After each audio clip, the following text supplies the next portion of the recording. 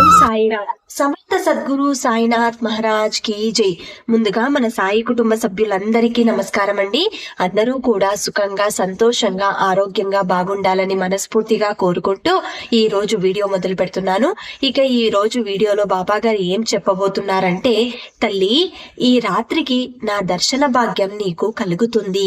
నమ్మకంతో ఎదురు చూడమ్మా. నా స్పర్శ నువ్వు గుర్తుపట్టగలుగుతావు. అనుకున్నది సాధించే రోజు వచ్చేసింది. ఇంకా ఎందుకు ఆలస్యం చేస్తావు? వెంటనే ఈ సందేశాన్ని గ్రహించమ్మా. నీకు ఒక అద్భుతమైనటువంటి రహస్యాన్ని చెప్పబోతున్నాను.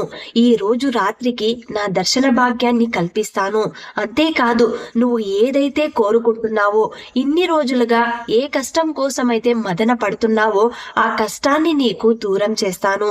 అంతేకాదు, నీకంటూ ఉన్న ఒక బంధం ఏదైతే ఉందో ఆ బంధం దగ్గరవ్వాలని కోరుకుంటున్నావు కాబట్టి ఆ బంధాన్ని నీకు దగ్గర చేసే పూచి నాది అని బాబా గారు ఈ రోజు ఒక చక్కటి సందేశాన్ని మనందరి కోసం అందిస్తున్నారండి. ఏవైనా మన జీవితంలో అనుకున్నవి జరగకపోతే ఎన్నోసార్లు బాబా గారితో చెప్పుకుంటూ ఉంటాం. ఏంటి బాబా, ఇలాంటి పరిస్థితి వచ్చింది, ఎందుకు ఇంత కష్టాన్ని అనుభవిస్తున్నాను, ఇంకా ఎన్ని రోజులు ఈ కష్టాన్ని నేను అనుభవించాలి, ఎందుకు అసలు నేను ఎంతో మంచితనంగా ఉంటాను, అందరి పట్ల మంచి భావనతో మసులుకుంటూ ఉంటాను, అయినా సరే నాకెందుకు ఇన్ని బాధలిస్తున్నావు అని నువ్వు నన్ను ప్రశ్నించవచ్చు తల్లి. కానీ నువ్వు వేసే ప్రతి ప్రశ్నకు నీకు ఈ కథ రూపంలో ఒక సమాధానం ఇస్తున్నాను. ఈ కథ విన్న తర్వాత నీకు ఒక మంచి సందేశం, నీ జీవితంలో నువ్వు అనుభవిస్తున్న కష్టాలకు ఒక దారి దొరుకుతుంది. నీకు ఆలోచన శక్తి అనేది పెరుగుతుంది. అంతేకాదమ్మా, నీ జీవితంలో నువ్వు పోగొట్టుకున్నవన్నీ నీ దగ్గరకు రాబోతున్నాయి అని బాబా గారు ఒక గొప్ప సందేశాన్ని కథ రూపంలో అందిస్తున్నారండి. పూర్వం ఒక గ్రామంలో అంజమ్మ అనే మహిళ ఉండేది. ఆమెకు కొడుకు వీరభద్రయ్య పుట్టిన 10 ఏళ్లకే ఆమె భర్త సీతయ్య ఒకనాడు పొలంలో పాము కాటుకు గురయ్యాడు. అప్పటి నుండి అంజమ్మ తన ఎకరం పొలంలో కాయగూరలు, ఆకుకూరలు పండించుకుంటూ ఇంటిని గడుపుతూ ఉండేది. ఒక రోజు అంజమ్మ దగ్గరికి కొడుకు వచ్చి ఇలా అడుగుతాడు, అమ్మా, నువ్వు ఒక్కదానివే ఎంత అని పని చేస్తావు? రేపటి నుండి నేను కూడా పొలానికి వచ్చి నీకు సాయంగా ఉంటాను. వద్దు కొడుక, మా బ్రతుకులు ఇలా తెల్లారిపోయినాయి. నువ్వైనా 4 అక్షరం ముక్కలు నేర్చుకుంటే నీ బ్రతుకు బాగుపడుతుంది.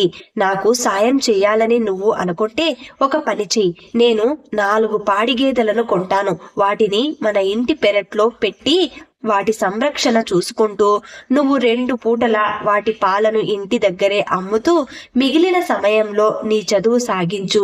ఎంత సంపాదించినా ఎవరూ దొంగలించలేని ఆస్తి అంటూ ఉంటే అది చదివేనయ్యా. నా మాట విను అని అంజమ్మ అనగా, నువ్వు చెప్పినట్టే చేస్తానమ్మా అంటాడు కొడుకు వీరభద్రయ్య. కాలం ముందుకు సాగింది. అంజమ్మ కష్టం వలన ఎకరం పొలం కాస్త 5 ఎకరాలయ్యింది. వీరభద్రయ్య 20 సంవత్సరాల వయసు యువకుడయ్యాడు. నాయనా, నీకు పెళ్లి చేసి ఒక ఇంటివాణ్ణి చేస్తే నా బాధ్యత తీరిపోతుంది. మీ అయ్య ఆత్మ కూడా సంతోషిస్తుంది. ఏంటమ్మా, నాకు పెళ్లి చేసి నీ బరువు దించేసుకుందామనుకుంటున్నావా? అదేంట్రా, నువ్వేమైనా ఆడపిల్లవా బరువు దించుకోవడానికి?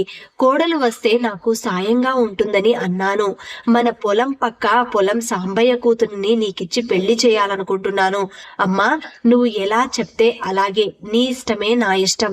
అలా అంజమ్మ ఒక మంచి ముహూర్తం చూసి 1 నెలలోపే తన కొడుక్కి రాధను ఇచ్చి పెళ్లి చేస్తుంది.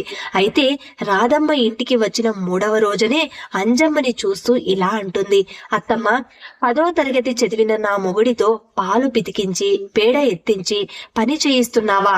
నాకెంత మాత్రమూ ఇష్టం లేదు. ఆ పనులన్నీ మీరే చేసుకుని ఆ తర్వాత పొలానికి వెళ్ళండి.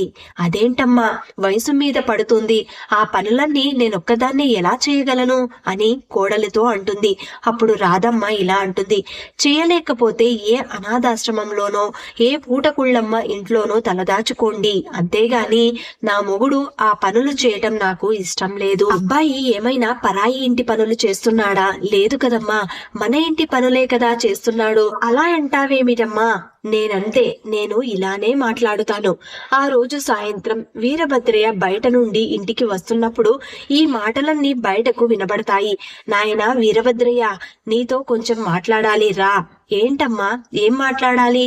ఏం లేదురా, నీ పెళ్ళాం ఇంటి పనులు పొలం పనులు అన్నీ నేనే చెయ్యాలి అంటుంది. లేదంటే ఏ పూటకూళ్ళ ఇంటికో పొమ్మంటుంది. నీకు ఎలాగో వయసు అయిపోతుంది. అది అన్నదాంట్లో తప్పేముందమ్మా? నీకు ఎలాగో వయసు అయిపోతుంది కదా, నువ్వు మంచాన పడి నీకు సేవలు చేయలేక అది చీదరించుకునే లోపే నువ్వు ముందు జాగ్రత్త పడడం మంచిదమ్మా. నేను నీ తల్లినిరా, నువ్వు నా తల్లివి కాబట్టే ముందు ముందు జరగబోయేది ఊహించి చెబుతున్నాను. అటుపైన నీ ఇష్టం, ఆలోచించుకో. ఆ రోజు రాత్రంతా అంజమ్మ నిద్రపోకుండా ఆలోచిస్తుంది. మరుసటి రోజు సూర్యోదయం కాగానే రాధమ్మ బట్టలన్నీ మూటకట్టి అంజమ్మ ముందు పడేసి, 4 రోజులు పోయాక మీకు ఏ జ్వరమో జబ్బో వచ్చి మేము మిమ్మల్ని చూడకుండా వీధిన పడేశామని మాకు చెడ్డ పేరు రాకుండా చూసి మీరు మర్యాదగా బయటకు వెళ్ళండి. ఇక అంజమ్మ కోడిలి వంక చూస్తూ మారు మాట్లాడకుండా బట్టల మూట తీసుకుని ఊరి చివరన ఉన్న రాములవారి గుడికి వెళ్ళింది. గుడి అరుగు మీద కూర్చుంది. అటుగా వచ్చిన పూజారి, ఏంటి అంజమ్మ, ఏదో మూటతో వచ్చి కూర్చున్నావే, ఏదైనా తీర్థయాత్రలకు వెళ్తున్నావా? నా యాత్ర ఎటో నాకే అర్థం కాక ఇలా వచ్చి కూర్చున్నాను పూజారి గారు.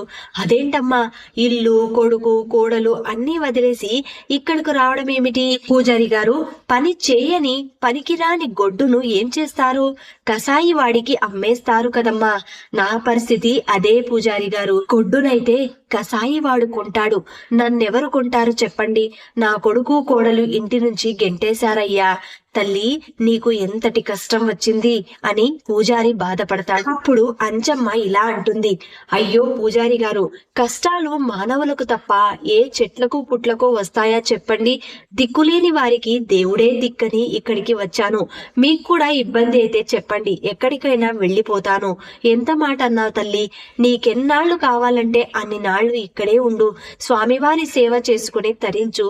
ఇదిగో స్వామివారి ప్రసాదం, ఈ పూటకు దీనితో సర్దుకో తల్లి. అయ్యో, ఇది ఇప్పుడు నా ప్రాణానికి ఇదే ఎక్కువ. ఆ దేవుడు మిమ్మల్ని చల్లగా చూడాలి అని పూజారి ఇచ్చిన పులిహోర తీసుకుని ఒక మూలగా కూర్చుంది అంజమ్మ. పూజారి ఇంటికి వెళ్లిపోయాడు. అంజమ్మ పులిహోరాని చూసి ఉపక్రమిస్తూ ఉండగా ఒక అజానుబాహుడైన వ్యక్తి అంజమ్మ ముందు నిలబడి, అమ్మా, ఆకలేస్తుంది, తినడానికి ఏమైనా పెట్టవా అనగానే ఆ వ్యక్తిని చూసి, అయ్యో నాయనా, ఎంత ఆకలిగా ఉన్నావో ఏంటో, ఇది తిను, దేవుడి ప్రసాదం. ఇప్పుడు ఇదే నా దగ్గర ఉంది. అమ్మా, అది మరి ఇప్పుడు నాకు ఇచ్చేస్తే మరి నీకు ఈ ముసలి ప్రాణం ఒక్క పూట తినకపోతే చచ్చిపోదులే అయ్యా. నువ్వు ఎంత ఆకలి మీద ఉన్నావో ఏంటో, నేను ఆ దేవుడి ప్రసాదంగా ఈ పూటకి మంచినీళ్లు త్రాగి గడిపేస్తాను అని పులిహోర పట్నం ఆజానుబాహుడికి ఇచ్చేస్తుంది. అతను ఆ పులిహోర నుండి ఒక ముద్ద తీసి ఆప్యాయంగా అంజమ్మకి తినిపిస్తాడు. అలా ఒక్క ముద్దకే అంజమ్మ కడుపు నిండిపోతుంది. ఇలా వరుసగా 3 రోజులు జరిగాయి. 4వ రోజు ఆ ఆజానుబాహుడు అంజమ్మ దగ్గరికి వచ్చి ఇలా అంటాడు, అమ్మా, నేను నీకు ఒక మామిడి మొక్క ఇస్తాను, దాన్ని పెంచి పోషించు, నీకు మంచి జరుగుతుంది. నాయనా, నిలువ నీడలేక ఈ గుడిలో తలదాచుకుంటున్న దాన్ని మామిడి మొక్క నేనెక్కడ వేయను? మా ఈ గుడి వెనకాల ఖాళీ స్థలం ఉంది. అక్కడ పూజారికి చెప్పి నీకు నివాసం ఏర్పాటు చేయిస్తాను. నీకు మేలు జరుగుతుంది. గుడి వెనుక ఖాళీ స్థలంలో 2 రోజుల్లో ఒక పర్ణశాల లాంటి ఇల్లు తయారైంది. అది చూసి అంజమ్మ ఆనందంగా, భగవంతుడా, దారి తినలేక వీధిన పడ్డ నాకు ఈ పర్ణశాల ప్రసాదించావా? అవును తల్లి, ఆ భగవంతుడు నిర్ణయం ఇది. ఇదిగో నేను చెప్పిన మామిడి మొక్క, ఇది రోజుకి ఒక పండు మాత్రమే ఇస్తుంది. నీకు అంతా మంచి జరుగునుగాక అని మామిడి మొక్క అంజమ్మకి ఇచ్చి ఆజానుబాహుడు వెళ్లిపోయాడు. అంజమ్మ ఆ మొక్కను ఒక మూలగా పాతి నీళ్లు పోస్తుంది. మరుసటి రోజు ఉదయానికి ఆశ్చర్యంగా ఆ మామిడి మొక్కకు ఒక పండు కాసింది. అది బంగారు మామిడి పండు. అంజమ్మ ఆనందంతో ఉక్కిరి బిక్కిరయ్యింది. అలా ఆ మామిడి చెట్టు ప్రతిరోజు ఒక బంగారు మామిడి పండు ఇవ్వసాగింది. అనతి కాలంలో అంజమ్మ ధనవంతురాలై పర్ణశాల పక్కన పెద్ద భవంతి నిర్మించి అందులో గుడికి వచ్చే భక్తులకు ఉచిత అన్నదానం చేయసాగింది. అప్పటికే ఉన్న కాస్తంత పోగొట్టుకున్న వీరభద్రయ్య తన భార్య ఇలా అంటుంది, ఏమయ్యో, మరి ఇంట్లో నుంచి వెళ్ళగొట్టిన మీ అమ్మ ధనవంతురాలయ్యిందంట. పద, పోయి మీ అమ్మని ఇంటికి తిరిగి తీసుకొద్దాం. మా అమ్మ వస్తుందంటావా?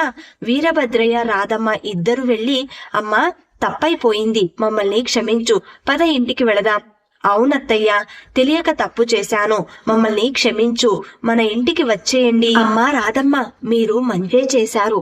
మీరు అలా చేయడం వల్లనే భగవంతుడు నాకు ఈ దారి చూపించాడు. ఇదే నా ఇల్లు. దేవుణ్ణి నమ్ముకున్న వాళ్ళు ఎవ్వరూ చెడిపోరు. దిక్కులేని వారికి దేవుడే దిక్కు. తినేసి వెళ్ళండి అని అక్కడి నుండి వెళ్లిపోయింది అంజమ్మ. అయితే తనను కరుణించడానికి వచ్చింది సాక్షాత్తు ఆ రామచంద్రుడే అని అంజమ్మకి తెలియదు. అతను ఎవరో మహానుభావుడు అనుకుంది. అలా ఆయురారోగ్యాలతో భక్తులకు సేవ చేస్తూ తరించింది అంజమ్మ. దిక్కులేని వారికి దేవుడే దిక్కు అనేది నిజం కాబట్టి ఈ కథలో అంజమ్మ దిక్కులేనిదైపోయింది. కన్న బిడ్డలే దూరం చేశారు, కానీ సాక్షాత్తు శ్రీరామచంద్రుడే ఆ తల్లికి తోడుగా ఉండి మిగతా తన వృద్ధాప్య జీవితాన్ని సేవ బాటలో నడిపించాడు ఆ భగవంతుడు. దీన్ని బట్టి బాబా గారు మనకు ఏం చెప్పబోతున్నారంటే, ఎవరైతే నమ్ముకొని బ్రతుకుతూ ఉన్నారో ఆ భగవంతుని సేవలో ఎవరైతే లీనమై బ్రతుకుతూ ఉన్నారో అలాంటి వారికి క్షణ క్షణము ప్రతి అడుగున ఆ భగవంతుడి తోడు ఉంటుంది అనడానికి ఈ కథలో అంజమ్మే సాక్షి అని చెప్పవచ్చు. కాబట్టి భగవంతుడు ఎప్పుడూ కూడా అందరిలోనూ ఉంటాడు, ప్రతి ఒక్క జీవిలోనూ కనిపిస్తూ ఉంటాడు. మనం చూసే కళ్ళను బట్టి బాబా గారు కానీ భగవంతుడు మన ఇష్టదైవం కనిపిస్తూ ఉంటాడు. మీరు నమ్మకంతో చూడాలి. ఏ ఓర్పుతో అయితే, ఏ సహనంతో అయితే మీ కష్టాన్ని మీరు అనుభవిస్తూ ఉంటారో అప్పుడు వెంటనే మీకు బాబా గారి స్పర్శ అనేది మీకు తగులుతుంది. అది కూడా ఒకరి కష్టాన్ని ఎప్పుడైతే నువ్వు పంచుకోగలుగుతావో ఆ సమయంలో ఇతర ముఖంలో నీకు ఆ సాయినాథుడు కనిపిస్తాడు. నువ్వు చేసిన సాయం మరిచిపోయి వాళ్ళ కళ్ళల్లో ఆనంద బాష్పాలు కనిపించినప్పుడు నీకు సాయినాథుడు కనిపిస్తాడు. ఇలా నీ జీవితంలో కనీసం ఒక్కసారైనా ఒక చిన్న పని కానీ లేదా ఏదైనా సరే ఒక మంచి పని నువ్వు చేసినట్లయితే బాబా గారు నిన్ను ఎప్పటికీ కాపాడుతూ వస్తూ ఉంటారు. అంతేకాదు, నువ్వు ఏ దర్శన భాగ్యం కోసం ఎదురు చూస్తూ ఉన్నావో, బాబా గారి స్పర్శ కోసం ఎదురు చూస్తున్నావో, ఎప్పుడైతే నీ కష్టాన్ని నువ్వు ప్రక్కన పెట్టి నీ జీవితంలో సంతోషంగా బ్రతకాలని నువ్వు ముందుకు వెళ్ళి ఎవరైతే కష్టంలో ఉంటారో వారిని ఆదుకుని చేతనైనంత సహాయం చేస్తూ ముందుకు సాగిపోతావో ఆ సమయంలో బాబా గారే స్వయానా నీ ముందుకు వచ్చి నీకు దర్శన భాగ్యం కల్పిస్తారు. అది నువ్వు ఊహించలేకపోవచ్చు. ఒక మనిషి రూపంలో లేదా ఏదైనా ఒక జీవి రూపంలో బాబా గారి స్పర్శ నీకు తాకుతుంది. ఆ స్పర్శని తప్పకుండా నువ్వు గుర్తించగలుగుతావు. ఎందుకంటే నువ్వు సాయి భక్తుడివి కాబట్టి బాబా గారి స్పర్శని, బాబా గారి దర్శనం ఎలా ఉంటుందో నువ్వు ఊహించగలవు. అందుకే బాబా గారు ఎప్పుడూ కూడా భక్తుల పట్లే ఉంటారు అని, భక్తుల వెంటే నడుస్తారు అని. నువ్వు ఎప్పటికీ నీ నమ్మకాన్ని కోల్పోవద్దు. సాయి దర్శనం తప్పకుండా కలుగుతుంది. మరి బాబా గారు చెప్పిన ఈ సందేశం ప్రతి ఒక్కరికి నచ్చిందని అనుకుంటున్నాను. నచ్చిన వాళ్ళందరూ శ్రద్ధా సభ్యుని అని కమెంట్ చేయండి. అలాగే ఈ వీడియోని అందరికీ అందేలాగా షేర్ చేయండి, లైక్ చేయండి. ఇంకా ఎవరైనా కొత్తగా మన ఛానల్ ని చూస్తున్న వాళ్ళు ఉన్నట్లయితే దయచేసి సబ్స్క్రైబ్ చేసుకుని సపోర్ట్ చేయండి ఫ్రెండ్స్. మళ్ళీ రేపటి వీడియోలో కలుసుకుందాం. అంతవరకు సెలవు. సర్వే జనా సుఖినో భవంతు. సర్వం శ్రీ సాయినాథార్పణమస్తు.